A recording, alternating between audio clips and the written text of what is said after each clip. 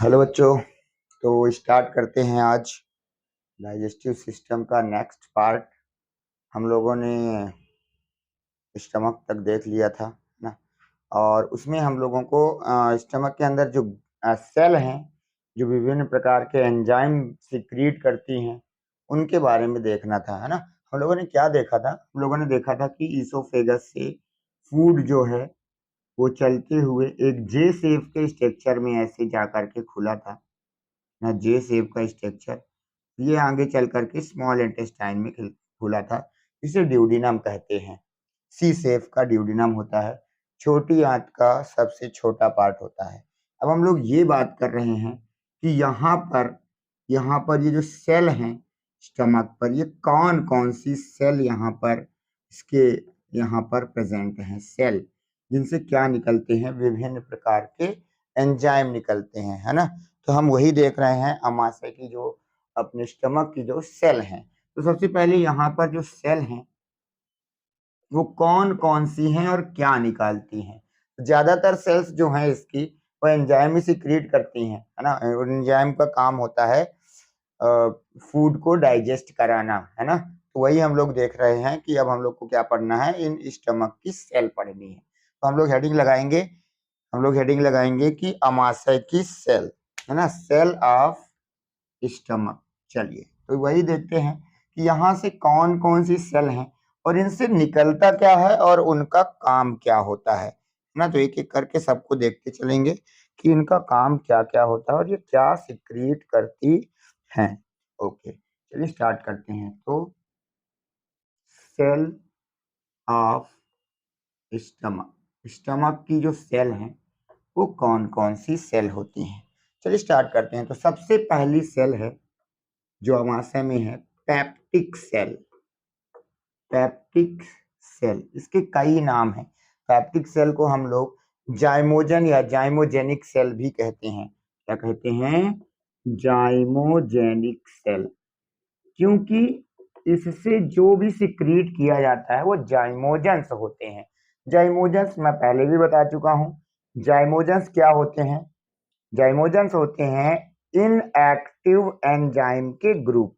मतलब इससे कई सारे, ऐसा हो सकता है कि कई सारे इससे इनएक्टिव एंजाइम निकलेंगे, इसलिए इनको क्या कहते हैं? जाइमोजेंस। या इसे हम लोग चीप सेल भी कहते हैं। और क्या कहते हैं? चीप सेल भी हम इसका नाम देते हैं। क्या नाम होता है इसका? Cheap sale. तो चलो इससे बात करते हैं कि इससे निकलता क्या क्या है। तो सबसे पहली बात, इससे जो निकलेगा वो जाइमोजेंस होंगे। जाइमोजेंस होंगे मतलब इनएक्टिव होंगे, है ना। क्या होंगे? इनएक्टिव होंगे। फिर उसे डाइजेशन के दौरान प्रोसेस में उसे क्या किया जाएगा? एक्टिव किया जाता है ना। तो सबसे पहले होता है यहाँ पर पेप्सिनोजन। क्या होता है? पेप्सिनोजन, जो कि कैसा है? इनएक्टिव है। ये एक्टिव होकर के किसमें बदले, क्या बदलेगा? पेप्सिन में बदलेगा। तो पेप्सिन कैसा हो जाएगा? एक्टिव। अभी ये क्या है? इनएक्टिव है। कैसा है? इनएक्टिव है ना। इसका काम क्या होता है? ये डाइजेस्ट करता है प्रोटीन को। Digest protein. क्या चीज को डाइजेस्ट करेगा ये? प्रोटीन को डाइजेस्ट करता है। कई सारे प्रोटीन, किसी भी प्रकार के प्रोटीन है, सिर्फ मिल्क प्रोटीन के लिए हमारे पास एक और चीज निकल के आने वाली है, वो डाइजेस्ट करेगी। बाकी भी सारे प्रोटीन को डाइजेस्ट करने के लिए कौन है? पेप्सिनोजन। पेप्सिनोजन कहाँ से सिक्रीट होता है? पेप्टिक सेल या जाइमोजेनिक सेल या चीप सेल। कहाँ प्रेजेंट है? कहाँ प्रेजेंट है? ये सब अपने स्टमक में प्रेजेंट है। तो ये यहाँ से क्या निकलता है? सबसे पहले पेप्सिनोजन है, जो कैसा है? इनएक्टिव है, और इसका काम होता है प्रोटीन को डाइजेस्ट करना। Okay sir. दूसरा एक और यहाँ से जाइमोजन निकलता है, जिसे हम लोग कहते हैं प्रोरेनिन। क्या निकलता है? प्रोरेनिन निकलता है यहाँ से। दूसरा यहाँ से निकलता है प्रोरेनिन। अब ये प्रोरेनिन क्या होता है? ये आगे चल करके रेनिन में बदलेगा, मतलब अभी ये क्या है? इनएक्टिव है। और इसका काम होता है मिल्क प्रोटीन को डाइजेस्ट करना। मिल्क के प्रोटीन को डाइजेस्ट करने के लिए अलग से ये आया हुआ है। तो मिल्क प्रोटीन को डाइजेस्ट करता है प्रोरेनिन। आगे चल के काहे में बदल जाएगा? ये आगे जाकर करके बदल जाएगा हमारे काहे में? रेनिन में बदल जाएगा, है ना। अगर हम रेनिन की बात करें तो ये मिल्क प्रोटीन को डाइजेस्ट करने के लिए आवश्यक है। इसका मतलब ये है कि ये बच्चों में रेनिन ज्यादा रहता होगा। क्यों? जो चाइल्ड हैं, जो न्यू बॉर्न बेबी हुए हैं, उन वो सबसे ज्यादा क्या दूध ही पीते हैं। खाना तो खाने नहीं लगते हैं कि पैदा हुआ और इसके बाद उनका जन्म हुआ और जन्म के बाद वो सीधे खाना खाने लगे और कई प्रकार के डाइजेस्ट करने लगे प्रोटीन। तो वो किस चीज को डाइजेस्ट करने के लिए रेनिन होता है। मतलब कि हम कह सकते हैं कि ये जो चाइल्ड में है, वो बच्चों में क्या होता है, ये in child present in more amount और सिक्रीट इन मोर अमाउंट। बच्चों में क्या होता है, ये मोर अमाउंट में सिक्रीट किया जाता है। एक बात है, snake in snake it is absent. Snake में ये होता ही नहीं है, मतलब सांप में ये नहीं पाया जाता है। तो इसका मतलब ये कंफर्म है कि सांप दूध नहीं पीता है ना। अगर आप सांप को दूध पिलाएंगे तो वो डाइजेस्ट नहीं कर पाएगा। तो सर हम लोगों ने तो पिक्चर वगैरह में देखा है, या नाग पंचमी में लोग दूध पिलाते हैं ले जा करके सांपों को। ठीक है, तो देखिए ऐसे ऐसी कंडीशन हो सकती है, सांप को बहुत दिन पहले से भूखा रखा गया हो, मरता क्या ना करता है ना। पानी नहीं मिल रहा है, खाना नहीं मिल रहा है, तो दूध पी लिया, क्या करे, इससे नहीं खाएगा तो भी मर जाएगा, है ना। तो क्या करते हैं, इन डाइजेस्टिव एंजाइम्स की अगर बात करें रेनिन की, तो ये कहाँ स्नैक में अनुपस्थित होता है। ठीक है, तो ये हमारी बात हो गई। ये हमारी पहली सेल है जो स्टमक में है, जिसका नाम है पेप्टिक सेल, जाइमोजेनिक सेल या चीफ सेल। इससे पहला जो इनएक्टिव एंजाइम्स निकलता है वो पेप्सिनोजन है, डाइजेस्ट करेगा प्रोटीन को। दूसरा है प्रोरेनिन, जो डाइजेस्ट करेगा मिल्क प्रोटीन को, है ना। एक रेनिन होता है, रेनिन किडनी के पास फंक्शनल होगा, ये एंजाइम है ना। और ये कहाँ के लिए, डबल एन वाला है, कहाँ है, यहाँ के लिए, वहां सिंगल एन रहेगा रेनिन, तो वो काम में आएगा। मिल्क प्रोटीन के लिए डाइजेस्ट करने के लिए ये आवश्यक होता है। ठीक है, चलिए अगली चलते हैं, दूसरी सेल की बात करते हैं। ये दो इनएक्टिव एंजाइम्स कहाँ से निकले हैं, पेप्टिक सेल से। ये दोनों किस ग्रुप में आएंगे, जाइमोजन में आएंगे, क्योंकि दोनों इनएक्टिव थे पहले। बाद में इसे कोई एक्टिव करेगा, अभी देखेंगे कौन एक्टिव करेगा। ठीक है, चलिए तो आगे चलते हैं। अब दूसरी सेल लिखते हैं किसकी, इसकी दूसरी सेल लिखते हैं। पहली पैप्टिक सेल हो गई। चलिए, स्टमक की दूसरी सेल, सेकेंड सेल। दूसरी सेल का नाम होता है ऑक्जेंटिक या पेराइटल सेल। क्या होती है, ऑक्जेंटिक सेल और राइटल सेल, ये हमारी दूसरी सेल है, ऑक्जेंटिक और पेराइटल सेल। इससे भी दो चीजें निकलती हैं। एक इंपॉर्टेंट चीज निकलती है हाइड्रोक्लोरिक एसिड HCl, और एक निकलता है इससे इंट्रिंसिक फैक्टर, है ना। इंट्रिंसिक फैक्टर क्या होता है, ये विटामिन B12 और आयरन के एब्जॉर्बेशन के लिए आवश्यक होता है। और ये दोनों ही चीजें, विटामिन B12 और आयरन, आरबीसी फॉर्मेशन के लिए आवश्यक है। मतलब हम इनडायरेक्टली ये कह सकते हैं कि ऑक्जेंटिक सेल या पेराइटल सेल इरिथ्रोपोइसिस में हेल्प करती है। सर ये नया नाम क्या आ गया, इरिथ्रोपोइसिस। इरिथ्रोपोइसिस का मतलब होता है आरबीसी फॉर्मेशन की प्रोसेस, आरबीसी निर्माण की प्रक्रिया।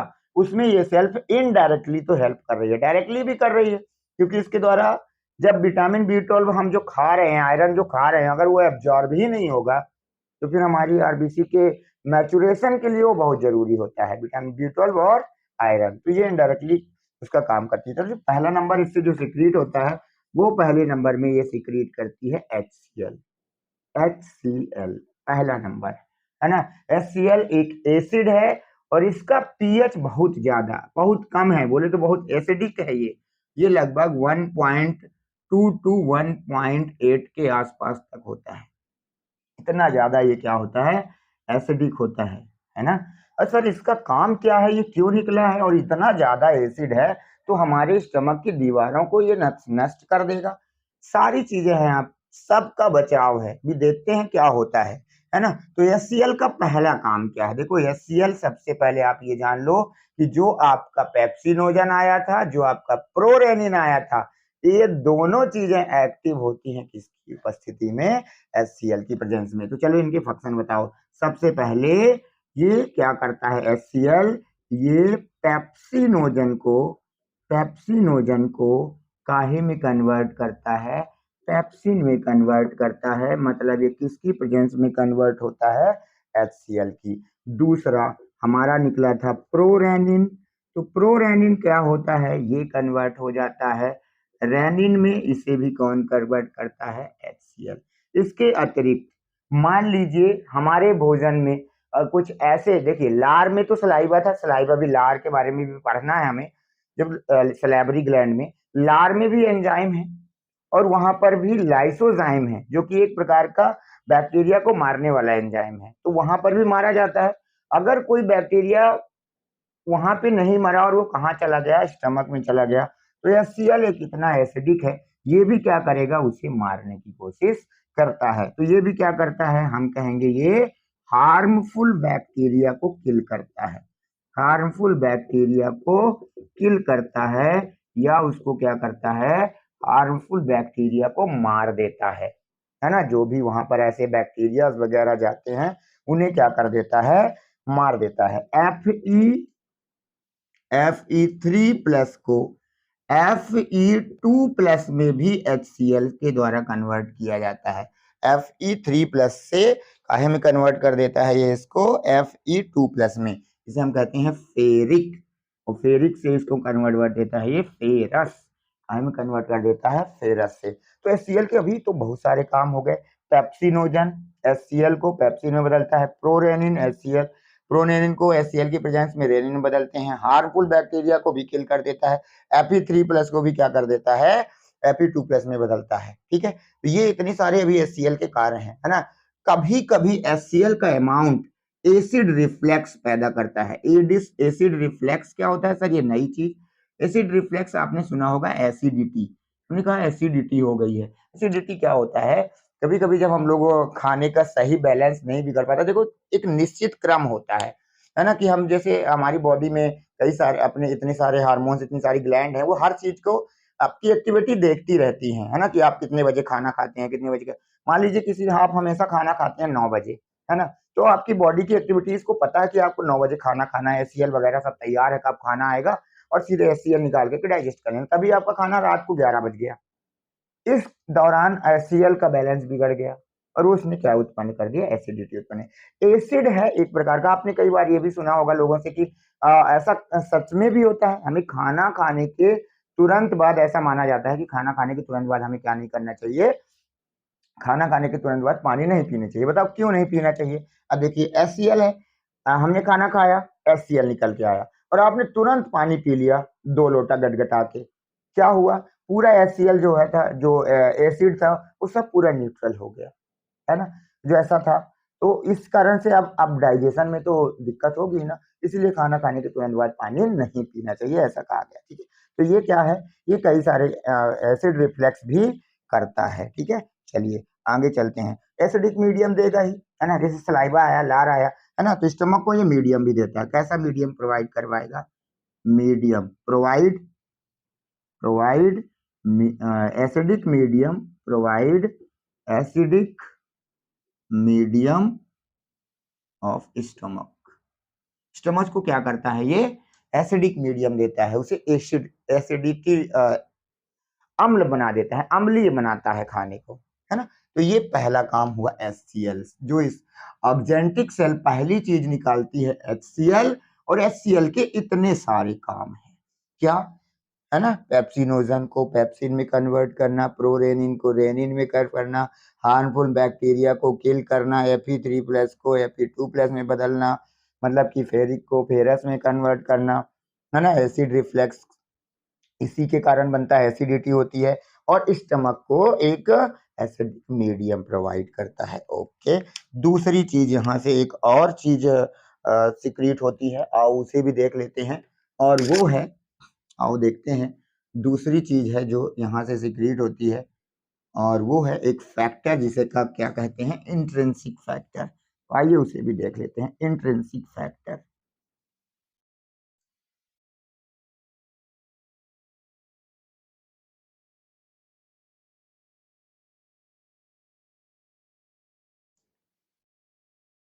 तो दूसरा है अपना बी नंबर, जो यहाँ से सिक्रीट होता है, इंट्रिंसिक फैक्टर।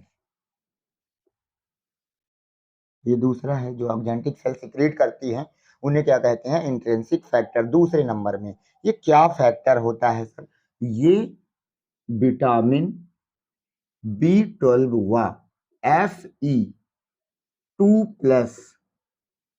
को अवशोषित करता है, अवशोषित करता है। आई मीन्स क्या मतलब है इसका, कि अगर इंट्रिंसिक फैक्टर नहीं आएगा तो विटामिन B12 और आयरन का बॉडी में एब्जॉर्बेशन नहीं होगा, है ना। Vitamin B12 and Fe2+ important for RBC formation, RBC formation, RBC formation के लिए विटामिन B12 और Fe2+ दोनों आवश्यक होते हैं। मतलब अगर इंट्रिंसिक फैक्टर नहीं आएगा, RBC फॉर्मेशन नहीं होगा। मतलब ये क्या करता है, हेल्प इन एरिथ्रोपोइसिस, एरिथ्रोपोइसिस में क्या करता है, हेल्प करता है, आरबीसी फॉर्मेशन में हेल्प करता है। मतलब अगर ये नहीं निकलेगा तो आरबीसी नहीं बनेगी, बॉडी शरीर के अंदर रक्त की कमी हो जाएगी, और रक्त की कमी इनडायरेक्टली कौन सी बीमारी उत्पन्न करेगी, एनीमिया। तो व्यक्ति को क्या हो जाएगा, इससे एनीमिया हो जाएगा। तो हमने अभी तक दो सेल देखी, एक हमने देखी पेप्टिक सेल्स जिन्हें हम लोग कहते थे जाइमोजन या सीव सेल, और दूसरी हमने देखी ऑक्जेंटिक सेल या पेराइटल सेल, जो दो चीजें सिक्रीट की है, एक एचसीएल और दूसरा इंट्रिंसिक फैक्टर।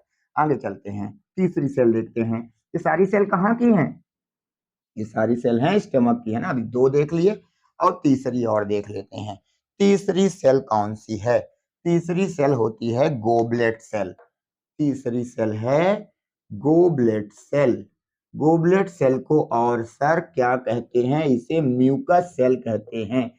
और क्या कहते हैं, ये जो हमारे विलाई होते हैं, ये जो फोल्डिंग बनती हैं, इनके बीच में रहती है, रुगे जो होते हैं उन पर पाई जाती हैं, इसलिए इनको कहते हैं नेक सेल भी कहते हैं इनको। और इनका काम ही क्या होगा, जैसे कि नाम ही है म्यूकस सेल, तो इनका काम क्या रहता होगा, इनका काम रहता है सिक्रीट म्यूकस। अब आप सोचोगे सर स्टमक में म्यूकस क्या करता होगा। देखो हमने क्या कहा था कि यहाँ से ईसोफेगस है, इस तरह से हमारी बॉडी आई, है ना, ये हमारा स्टमक बन गया, ये है ना, सी सेफ ड्यूडिनम। अब यहाँ पर एचसीएल आया, एचसीएल इतना एसिडिक है, इतना तेजाब जैसा है कि इसका 1.2 से लेकर के 1.8 तक मान लीजिए इसका पीएच है, वेरिएबल है। तो ये तो यहाँ की पूरी दीवारों को क्या कर देगा, जला देगा। जो हमने पूरी दीवारें देखी है, 4 लेयर आपने देखा था ना एलिमेंट्री कैनाल पे, है ना, सबसे बाहर की तरफ सिरोसा, फिर मस्कुलरिस, सब म्यूकोसा और अंदर सबसे म्यूकोसा। तो यहाँ की इन दीवारों को जलाएगा, इसलिए क्या करता है, एचसीएल निकलने से पहले गोबलेट सेल यहाँ पर पूरे में एक चिकनाई पदार्थ ऐसे लगा देती है, ताकि ये जो सेल्स वगैरह है ये यहाँ की, वो सब क्या ना हो, ये ना जले, है ना। तो यहाँ पर ये पूरा ये क्या लग गया है, म्यूकस।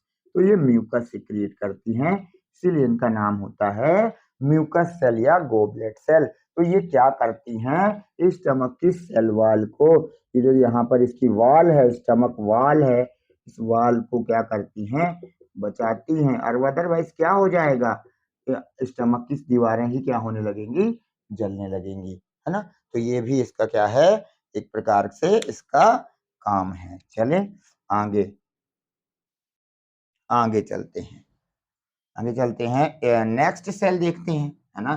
कितनी हो गई, 3 सेल हो गई। एक सेल और है, एक सेल है इस पर जो एंडोक्राइन सेल है, जैसे नया नाम आ गया एंडोक्राइन सेल। एंडोक्राइन का मतलब है एंजाइम की जगह इस पर एक हार्मोन्स निकलता है, ठीक है। चलो आओ देखते हैं कौन सी सेल है। गली होती है एक स्टमक के पास जी सेल, जिसे हम लोग कहते हैं गैस्ट्रिक सेल। ये एक प्रकार की एंडोक्राइन सेल है। अब आप कहेंगे सर एंडोक्राइन सेल का क्या मतलब होता है, it means it secrete hormone. से क्या निकलता है भैया, हार्मोन सिक्रीट करती है। सर कौन सा हार्मोन निकलना है, नाम ही है गैस्ट्रिक सेल, तो इससे हार्मोन निकलता है, गैस्ट्रिन हार्मोन है। कौन सा हार्मोन सिक्रीट करती है, गैस्ट्रिन हार्मोन सिक्रीट करती है ये। कौन सा हार्मोन्स इससे निकलता है? Gastrin hormones. तो कौन सा हार्मोन्स निकलता है यहाँ से बताओ? Gastrin hormones. ठीक है, और ये हार्मोन्स करता क्या है?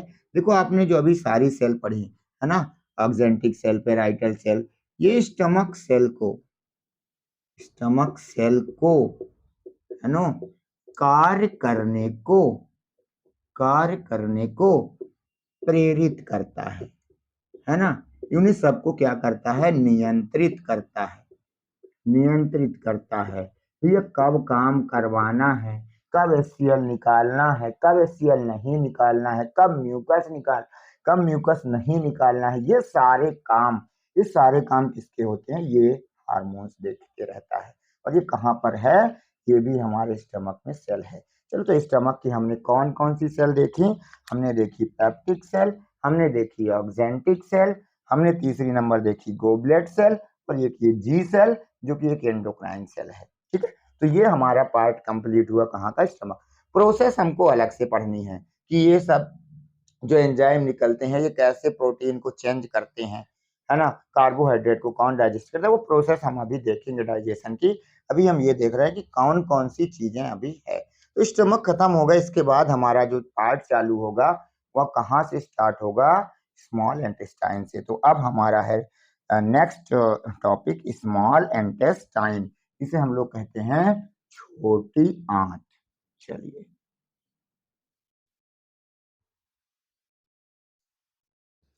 तो डाइजेशन को आगे बढ़ाते हुए आगे चलते हैं स्मॉल इंटेस्टाइन में। देखिए ऐसे था ना, है ना, यहाँ से इसोफेगस से ये हमारा क्या आ गया था? स्टमक, है ना। यहाँ पर आप एक स्फिंक्टर लगा हुआ था, अगर आपकी याद हो तो पाइलोरिक स्फिंक्टर, तो यहाँ पर एक लगा हुआ था कार्डियक स्फिंक्टर ना, इन दोनों के बीच में ही हमारा स्टमक फूड भरा रहता है यहाँ पर। अब ये यहाँ पर खत्म हो गया, तो अब आगे चलते हैं, जो कि क्या है आगे का पार्ट? Small intestine. ठीक है, चलिए आगे चलते हैं। स्मॉल इंटेस्टाइन, छोटी आंत, है ना। ये छोटी आंत इसका नाम है, लेकिन ये बड़ी आंत से लेंथ में बड़ी है। It is name given by the diameter, है ना, इसका व्यास के नाम पर रखा गया। व्यास मतलब डायमीटर, है ना। ये उससे पतली है, वो वाली क्या है? मोटी है, इसलिए उसको बोल दिए बढ़िया, इसको नाम दे देते हैं छोटी आंत। इसके 3 पार्ट होते हैं, मतलब हम कह सकते हैं कि हमारी स्मॉल इंटेस्टाइन 3 पार्ट में मोस्टली डिवाइड की गई है ना। कौन कौन से? पहला आप लोगों को मैं बता चुका हूं ऑलरेडी कि ड्यूडिनम होता है, सबसे फर्स्ट पार्ट है, ये इनिशियल पार्ट है, प्रारंभिक भाग है ये। इसका आप शेप भी जानते हैं, ये किस शेप की होती है? इसका शेप सी शेप था, आपको याद है, ये है, ये ड्यूडिनम है, ये है ना। अगर हम इसकी बात करें तो मोस्ट स्टेबल पार्ट है ये। स्टेबल पार्ट का क्या मतलब है सर? मतलब ये हिलता डुलता नहीं है, इसके अंदर ज्यादा मूवमेंट फूड का नहीं होता है, नो मूवमेंट, इसमें किसी भी प्रकार का कोई मूवमेंट नहीं होता। इसका कारण है यहाँ पर एक डक्ट आकर के खुलती है यहाँ पर, तो हम यहाँ पे कहेंगे कि क्या खुलती है? डक्ट। देखो यहाँ से लीवर की डक्ट आती है, लीवर को क्या कहते हैं? हिपैट, तो हिपैटो, और यहाँ से पैंक्रियाज की डक्ट आती है, तो पैंक्रियाटिक, तो हम क्या कहेंगे? हिपैटो पैंक्रियाटिक डक्ट खुलती है यहाँ पर, है ना। क्या खुलती है? Hepato pancreatic duct open in duodenum में क्या ओपन होती है? Hepato pancreatic duct. ये हो गया हमारा पहला पार्ट। दूसरा हमारा पार्ट होता है जेजुनम, ऐसा है ये, देखो जेजुनम, ये कौन सा भाग है हमारा? मध्य पार्ट है ये, मध्य मतलब मिडिल पार्ट होता है ये। छोटी यहाँ जगह समाप्त, ये ड्यूडिनम हुआ। अब इसके बाद क्या चालू हो जाएगी बताओ? अपना कौन सा पार्ट चालू हो जाएगा? यहाँ मैक्सिमम मूवमेंट होता है। क्या होता है? यहाँ देखिए एक भी नहीं हो रहा था, यहाँ मैक्सिमम मूवमेंट है, यहाँ पर मैक्सिमम मूवमेंट है यहाँ पर। कौन सी? छोटी आंत के किस पार्ट में मैक्सिमम मूवमेंट है? तो आपको बताना है छोटी आंत के जेजुनम या मध्य भाग में मैक्सिमम मूवमेंट होता है, और यहाँ पर ही सबसे ज्यादा ब्लड वेसल्स वगैरह हैं, मतलब ब्लड एब्जॉर्ब होकर के हमारा फूड जो डाइजेस्ट हुआ वो एब्जॉर्बेशन, मतलब यहाँ पर एब्जॉर्बेशन होता है ना, यहाँ पर क्या होता है, एब्जॉर्बेशन होता है। इसके बाद हमारा तीसरे नंबर का पार्ट आता है जिसे हम लोग कहते हैं इलियम। तो तीसरे नंबर का हमारा पार्ट आएगा इलियम। कौन सा आएगा, इलियम। देखो एक बोन भी होती है, उसमें कंफ्यूज नहीं होना। बोन जो होती है अपनी, वो इलियम है, वो कॉक्सल बोन होती है, हिप जॉइंट बनाती है, वो इलियम है। I L I U M, ये आई एल यू है, तो ये इलियम है। ये छोटी आंत का पार्ट है, कंफ्यूजन नहीं करना, वो कॉक्सल बोन है। अब कॉक्सल बोन के 3 पार्ट में एक इलियम थी, है ना। ये कैसा होता है, इलियम लास्ट पार्ट है। इसके बाद क्या चालू हो जाएगा, इसके बाद हमारा चालू हो जाता है, बड़ी आंत चालू हो जाती है ना। बड़ी आंत में जहां पर स्ट्रक्चर जुड़ेगा, है ना, और वो वहां से क्या चला जाएगा, आउटग्रोथ भी निकलती है, वर्मी फॉर्म अपेंडिक्स, और वहां से फिर हमारा बड़ी आंत चालू हो जाती है ना। फिर उसके पार्ट आ जाएंगे, सीकम, कॉलम, रेक्टम, एनस वगैरह, है ना। तो ये क्या होता है, ये पार्ट होता है। ये कैसा होता है, ये क्वाइल्ड होता है। ये चीज क्वाइल्ड स्ट्रक्चर है, ये अत्यधिक क्वाइल्ड होता है। कैसा स्ट्रक्चर होता है, ये क्वाइल्ड स्ट्रक्चर होता है, अत्यधिक कुंडलित संरचनाएं होती है इसमें। विलाई के अंदर क्या होते हैं, विलाई एंड माइक्रोविलाई होते हैं। क्या होते हैं, माइक्रोविलाई होते हैं।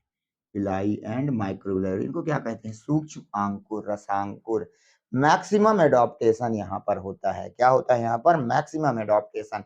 जो भी चीजें एडॉप्ट होने वाली होती हैं सबसे ज्यादा कहाँ पर होती हैं, हमारी छोटी आंत के किस पार्ट में होती हैं, इलियम में होती है। यहाँ पर मैक्सिमम एब्जॉर्बेशन भी होता है ना। तो यहाँ पर बिलाई वगैरह होते हैं।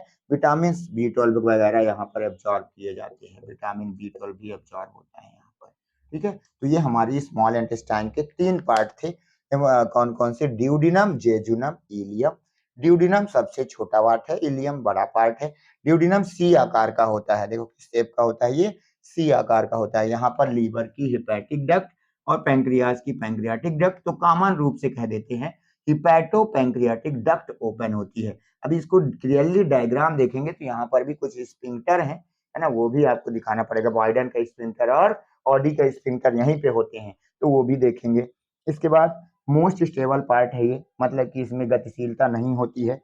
और ये हेपेटोपैंक्रियाटिक, जेजुनम कैसा होता है, मध्य पार्ट होता है, मैक्सिमम मूवमेंट यहाँ पर है। और इलियम पार्ट होता है, क्वाइल्ड, हाईली क्वाइल्ड स्ट्रक्चर अगर पूछता है तो वो कौन सा होता है, इलियम होता है। ठीक है, अच्छा एक बात और, हमने खाने को खाना, इसको लिख लीजिए नोट्स, इसको स्क्रीनशॉट ले सकते हैं, है ना। तो अगला है हमारा ये पार्ट, हमारा ये है कि देखिए हमने क्या कहा, हमने कहा कि जब हमने खाने को खाया अगर उसमें बैक्टीरिया है तो लार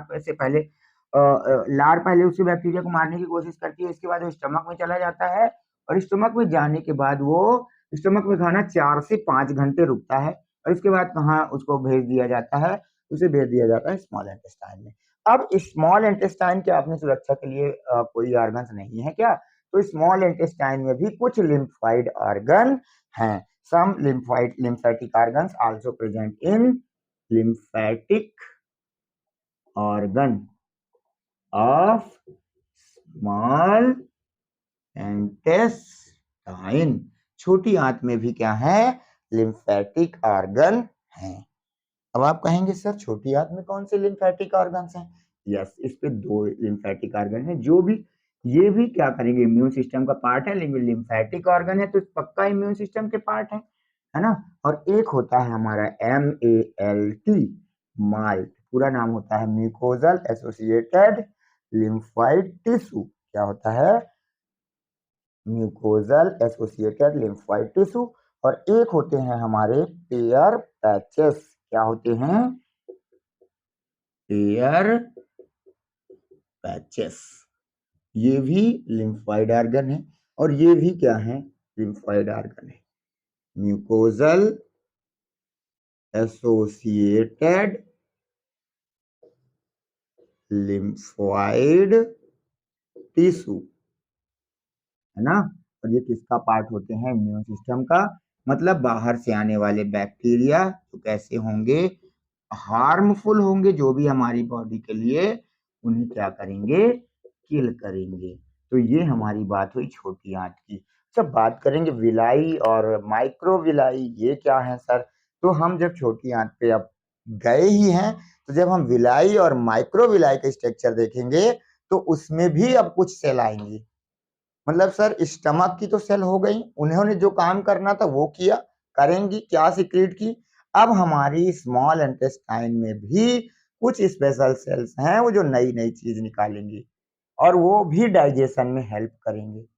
और उसे हम लोग क्या नाम देते हैं, आंत का जो जो देखो गैस जो हमारे स्टमक से निकला उसे हम लोग गैस्ट्रिक जूस कहते हैं, और यहाँ से बनेगा इंटेस्टाइनल जूस, सक्कस इंटेरिकस, है ना। ये सारी चीजें, तो अभी हम आज इसको इतने पे ही समाप्त करते हैं, है ना। अब कल हम तो इसके आगे विलाई, माइक्रोविलाई और उनकी जो स्मॉल इंटेस्टाइन की जो सेल हैं, और इसके बाद पूरे लार्ज इंटेस्टाइन को भी कल के लेक्चर में उसको खत्म करेंगे। इसके बाद फिर हमारी प्रोसेस चालू करेंगे कि डाइजेशन होता कैसे है। बस थोड़ा सा चैप्टर है और 2-3 लेक्चर में इसको खत्म करने की कोशिश करेंगे, ठीक है। तो मिलते हैं फिर अगले वीडियो में। Okay, bye bye.